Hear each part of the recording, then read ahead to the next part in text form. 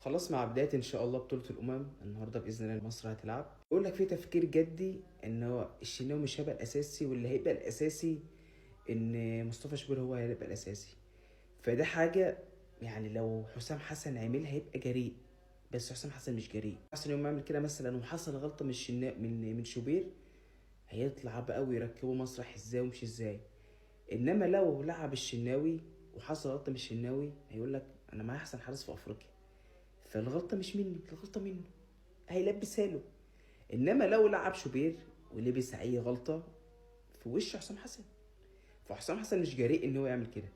لان وجهه نظري لا اما هيلعب الشناوي لا اما الشناوي اللي هو احمد الشناوي يعني، انما يلعب مصطفى مع ان مصطفى الاحسن بيت نفسه هو مصطفى.